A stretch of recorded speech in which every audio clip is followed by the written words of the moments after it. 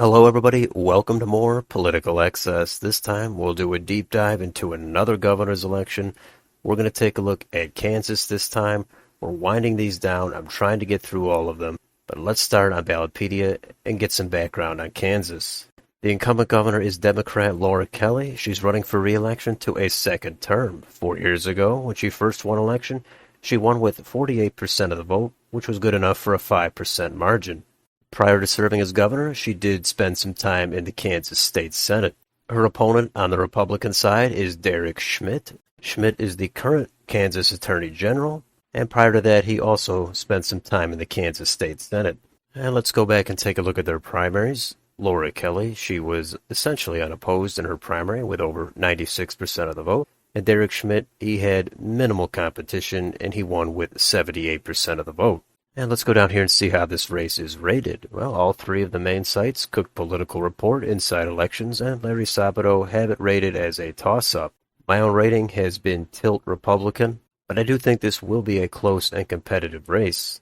I've always said Republicans should not underestimate Laura Kelly. She is definitely running as a centrist, moderate type of candidate. She has to get a lot of crossover support from independents and some Republicans, but she did not win with a majority support when she first won election in 2018. That was a blue wave year, and the Republican candidate Chris Kobach was controversial in that race. This is a red-leaning year. More of the issues do favor Republicans. Derek Schmidt is also a well-known statewide candidate, and Kansas as a whole is a pretty red state. It did vote for Donald Trump last time by almost 15 points.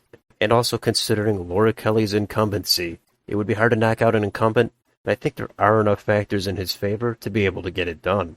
Let's go down here a little bit farther and take a look at how the counties are trending on a presidential level. And this shows us that about 61% of the population lives in 100 counties that are solid Republican, and that is defined as having voted for the Republican for president in the last 3 elections.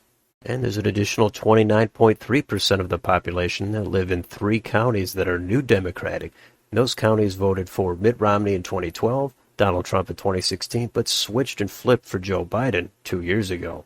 And 2 other counties have 9.8% of the population that voted for the Democrat for president in the last 3 elections.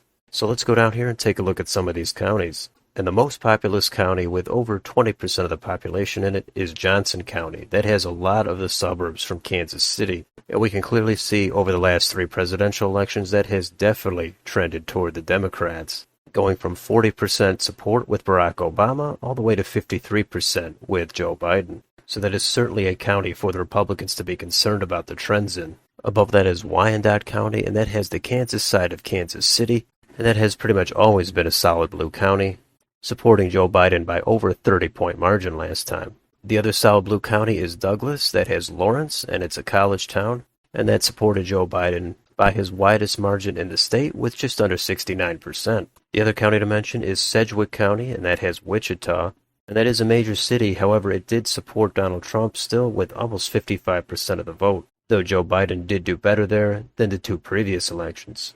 And as you might expect, most of these other counties in Kansas are very, very deep red.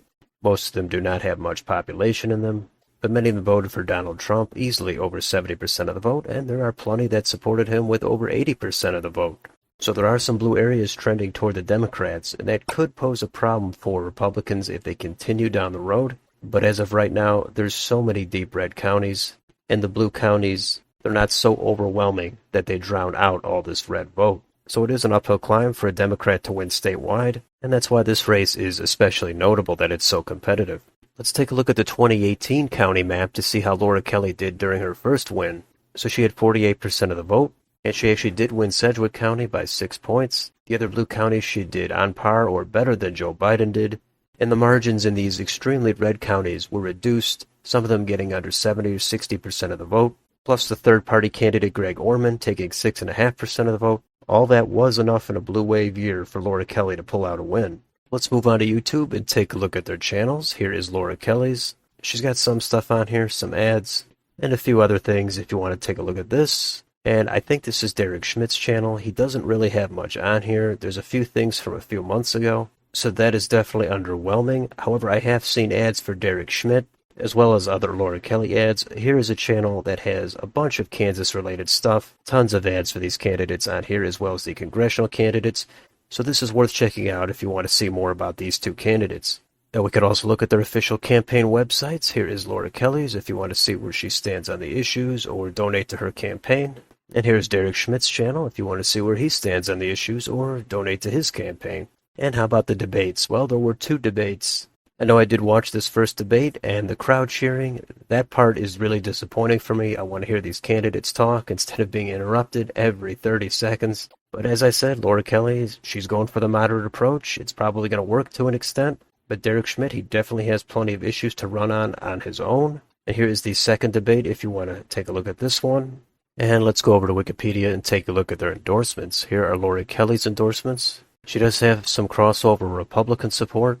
And how about Derek Schmidt? Well, he has the Donald Trump endorsement, and he even has the Bob Dole endorsement. But let's go down to the polling, and there's not a whole lot of polls, actually. I'm sure more will come out right after I make this video in the final week and a half. These polls show a back-and-forth race. The most recent poll, which is a Democratic internal, shows a 1-point race with both candidates only in the high 30s. So there's a lot of undecideds in that poll. That is surprising. The Emerson College poll from September shows Laura Kelly with a 2-point advantage, 45 to 43. But let's compare these poll results to how they stacked up against 2018 when Laura Kelly first won. And there's also not a lot of polls in this election.